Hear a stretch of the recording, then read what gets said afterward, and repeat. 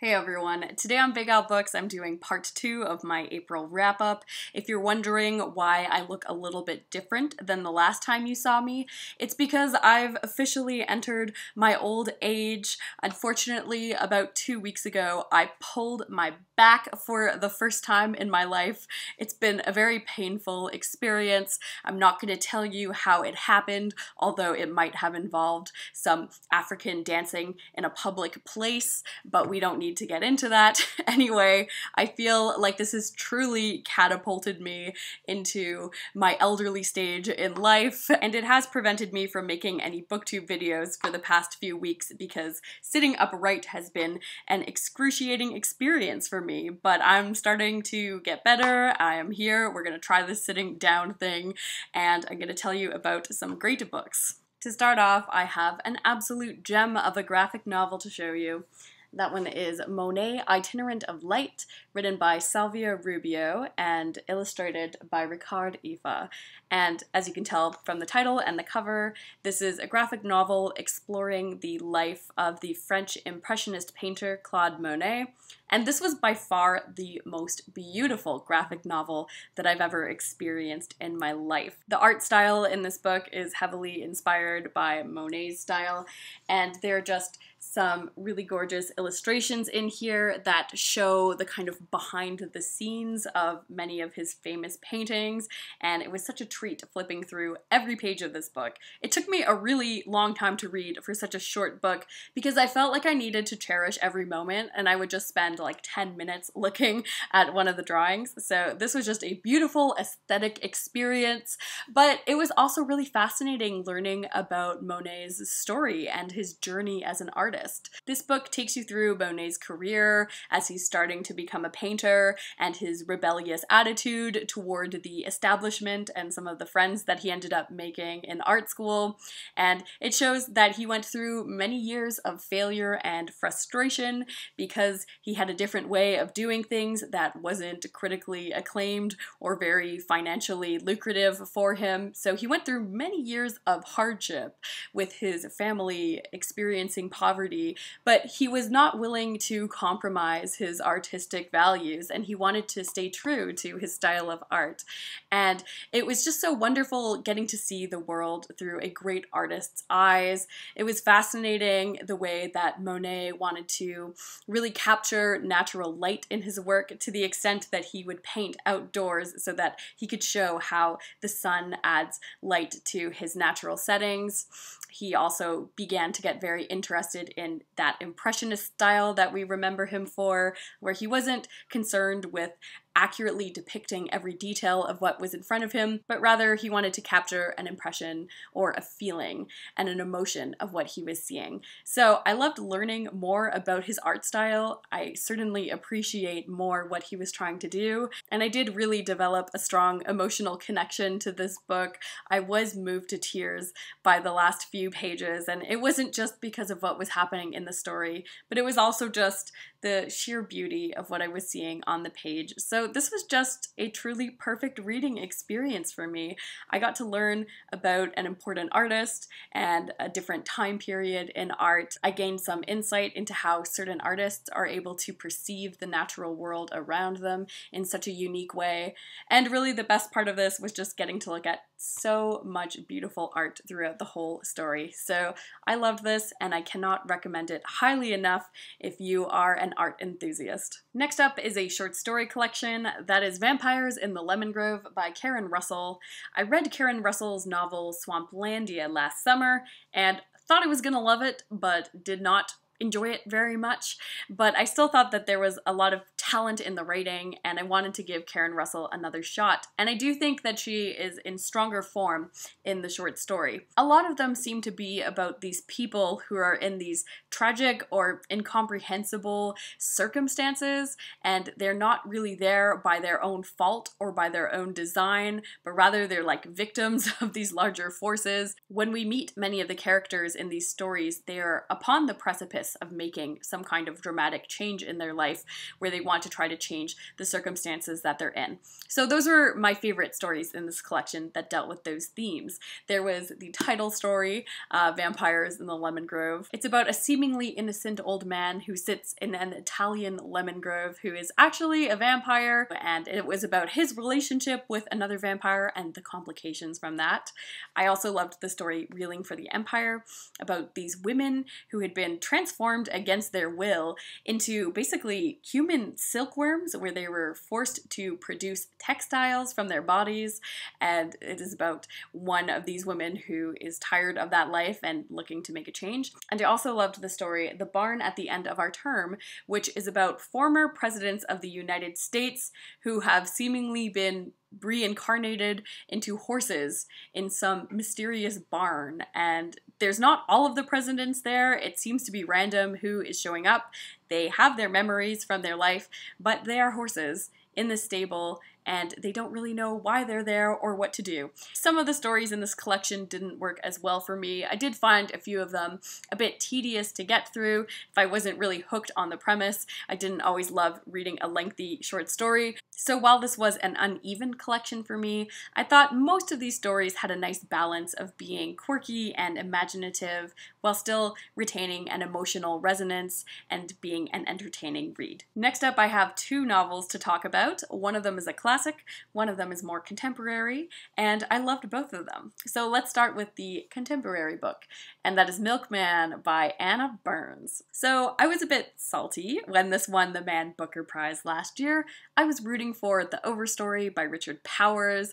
Thought it was such a brilliant read that really latched on to my heart. So I knew that I wanted to pick up Milkman, but I needed some time and distance to heal from that. Just kidding, not really. But, you know, I was a bit skeptical going into this one to be like, how is this gonna hold up to The Overstory? And after having finished it, I can really see that it was a tough call for the judges to make for that prize, because these books are just so completely different in how they tell their story and what they're trying to achieve with their message. They're just completely different books, and they're both fantastic in their own rights. The Overstory is a book that is about trees, and I feel like is really structured and feels like a tree in that it's just very expansive. You know, it's a story that grows out and it becomes larger because there are so many characters involved and there are all these different patterns of relationships. It's not a book that is very subtle. It is very pro-environment, save the trees kind of read in a way that can be a bit obvious at times, and yet was still pretty badass and powerful. So, you know, it is this real big and bold book. Milkman, on the other hand, is much more of an insular book, where it's not expanding outwards, it's expanding inwards into the mind of just one character who is living in a very difficult environment. She's living in Belfast during the 1970s at the height of these tensions known as the Troubles. This novel is exploring the interior effects of living in such a tense time where you really have no choice but to be a political being at all moments. There are really no moments of relaxation or pleasure. Just every decision that you make seems to be political. You cannot be affiliated with anyone or anything that might be tied to people from down the road or from across the water. The people living in this community are very tight-knit, and they're constantly monitoring each other's behaviors. So really there's this pervasive sense of constant surveillance that just seems exhausting. And Anna Burns does such a brilliant job of bringing this constant anxiety to life in this writing style. I have heard a lot of people mention that it's difficult getting into this book because of the writing style, since it is written in these kind of large paragraphs with these long sentences. But to be fair, you know, they're not paragraphs that are stretching over pages. Usually there's about one paragraph break per page. So I thought that that was pretty generous.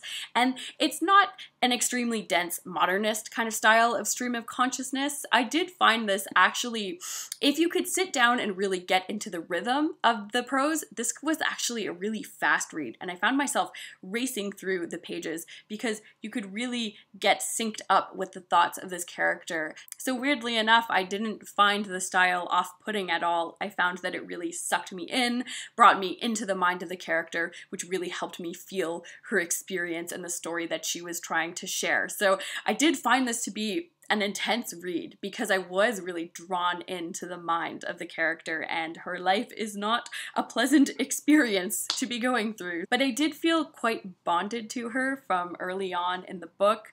She just wants to read her book while walking down the street, and the people in her community can't handle that for some reason. And I found that so relatable because I too am someone who enjoys flipping through a book while walking down the street, but I have yet to be persecuted in my life for this action, so it did really make me feel for this character. You know, she just wants to read her 19th century novels. She's tired of the problems of the 20th century and just wants to kind of lose herself in these novels, but people keep bothering her, and this Milkman, who is this weird paramilitary guy, is stalking her, trying to get her into his van. And, you know, I think a lot of women can relate to just wanting to be left the hell alone. So I think she's a very sympathetic character in that way, where you feel very compelled to root for her in this story. I'm sure this book has already been discussed to death on BookTube, from its Man Booker run last year to now being on the short list for the Women's Prize for Fiction, so I don't have a lot that's new to add to the conversation, but I'm just so glad that I read this book and that it's getting so much buzz, because I think it's an important read and it takes on this difficult period in history and can really give the reader a lot of insight into what that time period was like in a very inventive style, where it's not just trying to paint everything as a tragedy, but it is showing reality in all of its difficult contradictions. So I really loved what this book was doing, and I am no longer bitter that it won the Man Booker Prize. I think it is a great read.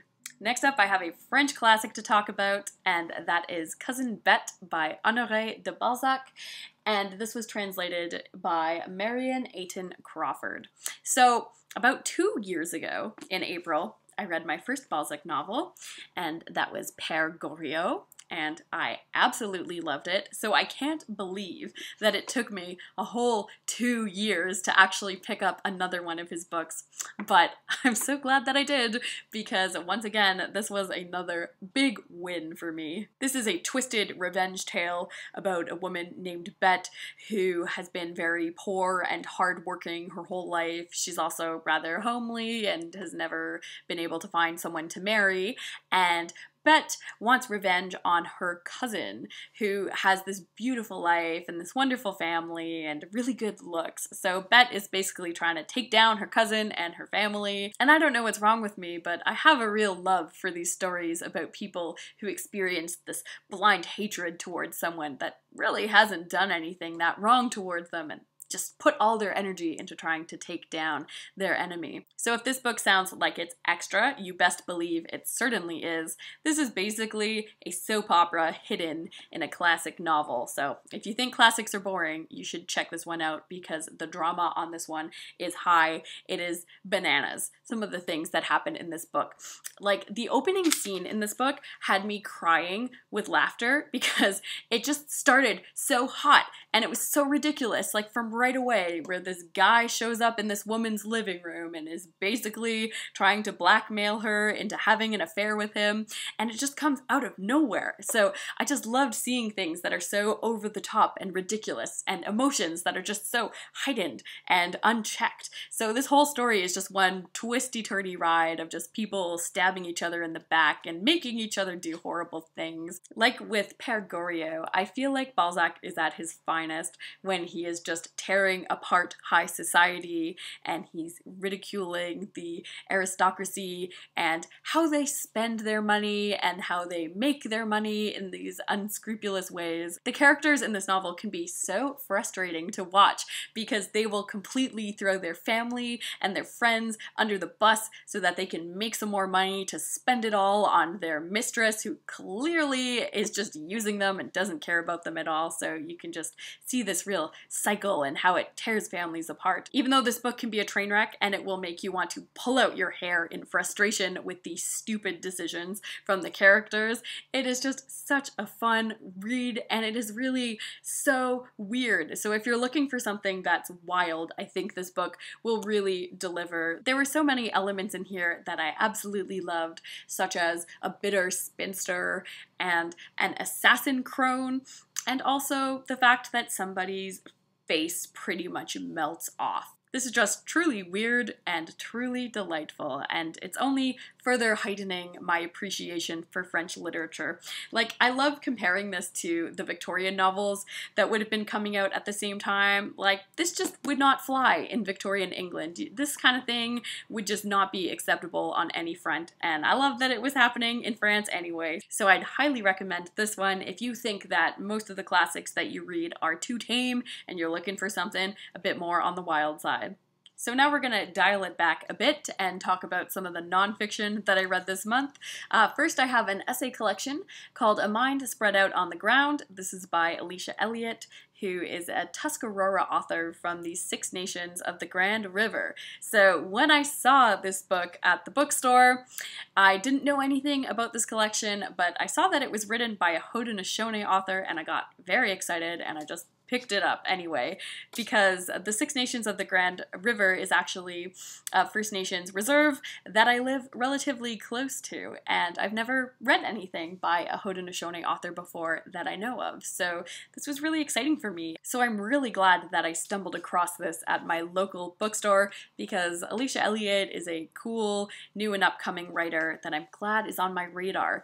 These essays were excellent. I liked how each of these essays was centered around a somewhat larger topic, like the ethics of photography, or dark matter, or head lice, and then Alicia would investigate the topic in relation to her own personal experiences. I liked seeing the connections that she would make between the topic that she starts off writing about to her own life experiences, and many of these essays are deeply personal. She does share many painful moments, her family and some of the dysfunction that they experienced while still feeling a lot of love for her parents. When Alicia Elliott was describing some moments from her childhood, it did remind me of Jeanette Walls' memoir, The Glass Castle, in some ways, of this family that is very close and tight-knit, but is experiencing this severe dysfunction because the parents can be kind of mentally unstable at times and not having the healthiest relationship. So it could be a bit shocking reading about some of the traumatic experiences that she's gone through and the poverty that she's experienced, but there's so much insight and resilience in these essays.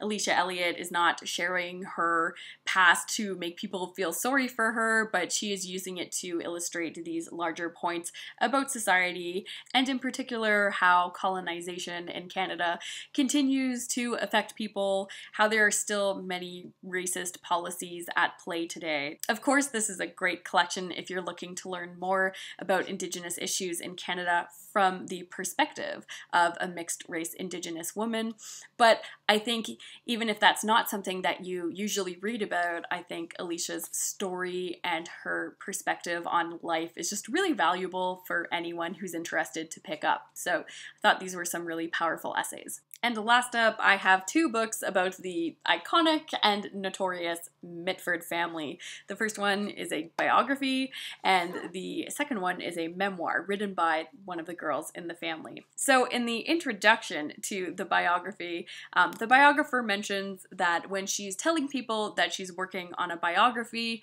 usually it's only people who are over 50 years old who actually remember the Mitford family and know who she's talking about. So people who are more in younger generations aren't as familiar with this family, but they were a real sensation in their heyday around the midpoint of the 20th century. They were making a lot of waves. Basically, they were this old money aristocratic family that exploded into some headlines leading up to and during the Second World War because of the extreme political ideologies of some of the girls in this family. So you had Diana Mitford, who ended up having this pretty big affair with the man who had become the head of the fascist party in Britain. And then you also had the sister Unity, who ended up moving to Germany in order to befriend Hitler because she loved him and fascism so much that she just tried to work her way into his inner circle. So you have these two daughters that were really embracing fascism. And then on the other hand, you have good old Jessica Mitford, who ran off with her cousin to join the Spanish Civil War, and she was someone who was very pro-communist and was very left-leaning. So this is basically the story of a family who became quite radicalized by the extreme politics in the mid-20th century, and you can see members are on different sides of the spectrum, which created a lot of tension and drama in the family. So this made for a pretty compelling read. This made for a really fast-paced read because this biography is only about 500 pages, and it is covering the life of this whole family. So, you know, you've got 2 parents, you've got a son, and you've got 6 sisters. Now, one of these sisters in particular was just kind of forgotten about entirely. She's just kind of written off as the rural Mitford, so, you know, she's kind of nice, but like not really as extreme as some of the other ones. So there are certainly sisters that you focus on a lot more, but I think it did a good job of jumping around from perspectives and exploring the relationships between these sisters. I found it interesting to read about the personalities of each of these sisters and their eccentric upbringing, but it also was a good window into the time period and how people felt as history was unfolding around them. I always find that an interesting idea because we have such a different view of World War II and the 20th century with our hindsight as we've seen how everything has unfolded. But it was interesting seeing people who were supporting Nazis without really knowing the full extent of how that was going to unfold, or even people supporting the Communist Party without really knowing about the extent of what Stalin was up to and how that was affecting people. So I have to say that I did find this to be quite a compelling biography, and it did make for a page-turner because, like I said, there were so many people at play in here. It just seems like they're just events happening on every page. So this was a great read. And then while I was reading that biography, I also was checking out Huns and Rebels. This is a memoir of growing up in the Mitford household, and this one is by Jessica Mitford. And Jessica is actually the reason that I ever heard of the Mitford family. I read her book, The American Way of Death, a few years ago, and it's this scathing expose on the funeral industry in America and how these creepy funeral directors are making this industry on exploiting grieving family members. So that was a fascinating book, and I was interested in reading some more Jessica Mitford. And this is quite a charming memoir, but I will say that I read this after having read most of this biography, and you can tell that this borrows a lot from Huns and Rebels because a lot of the incidents that I was reading about, I had kind of already heard the anecdotes from this book already, so I think I would have enjoyed this a lot more if I had read this before the biography because it would have felt fresher. But since I already knew everything that was going to happen and a lot of these weird stories, it didn't quite have the same effect. But it was still worthwhile to get this inside look from someone growing up in the Mitford family with her own biases and opinions, of course. I much preferred the first half of this memoir about Jessica's upbringing. I just found that it moved a little bit fast in the second half when she is running off with her husband and going to Spain during the Civil War and then moving to America afterwards.